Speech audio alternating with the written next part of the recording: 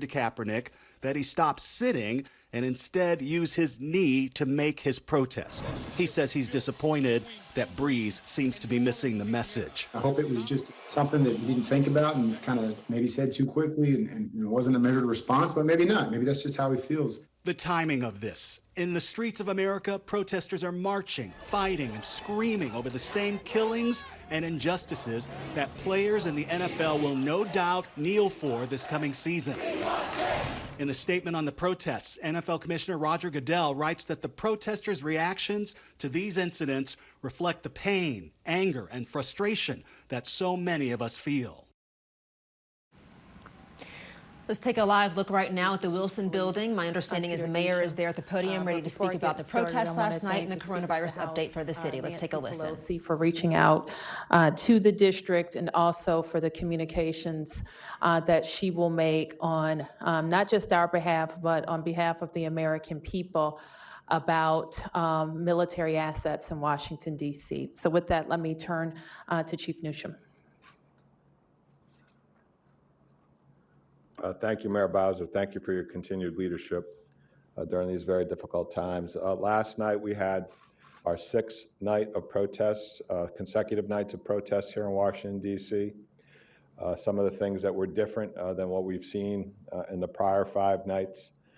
Much larger numbers in the city. We estimate in excess of 5,000 peaceful demonstrators.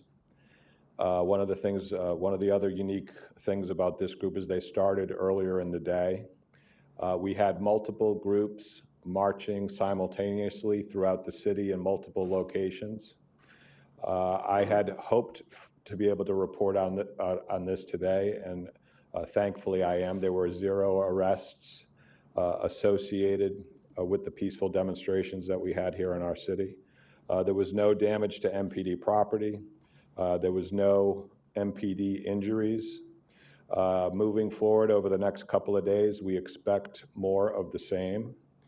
We have a lot of public open source information to suggest that the event on this upcoming Saturday may be one of the largest that we've had in the city. We expect that Saturday's demonstration will, like I said, be more of the same. Peaceful demonstrators coming to exercise their First Amendment right in Washington, D.C.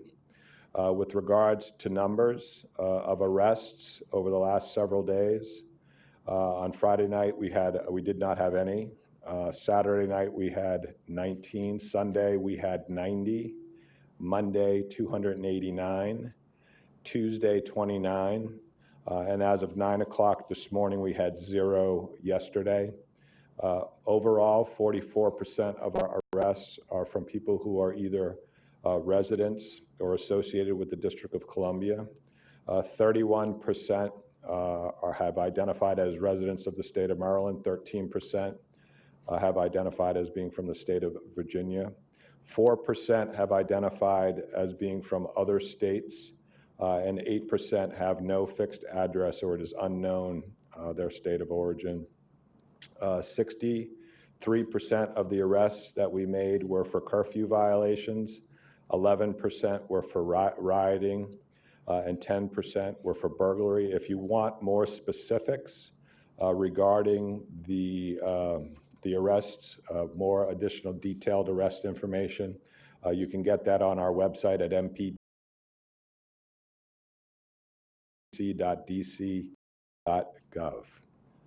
Thank you. Thank you. Any questions? Yes. One question for the chief, one for you, Mayor Bowser. Sure. Chief, what are you doing to Can you just identify yourself? I'm sorry, Scott McFarland, Channel 4, Okay. The Message. Chief, what are you doing to prevent COVID-19 from spreading among those you arrest in those small police vehicles, some without masks?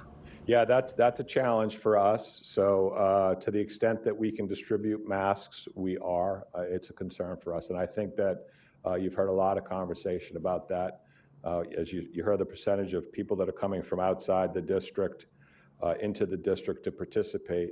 We're going to ask anybody that's going to attend any events today or moving forward into the future to try to the extent that they can protect themselves and others by wearing masks and appropriately social distancing if they can. Mayor Bowser, When the National Guard was called up, was that seamless and flawless how the administration called up our district's National Guard, or could they have done that better? And Congresswoman Holmes Norton wants to give you direct control of that so there are no issues in the future. We called up the Guard, as you know, as part of our COVID response. I would say that response took longer than this response, calling them up for this public safety emergency. Yes. Harry Jaffe, freelance. I'm confused by who's controlling the streets of Washington, D.C. when it comes to policing. We have reports of the Attorney General Barr having a command post at the FBI. You all have a unified command post up on Martin Luther King Boulevard.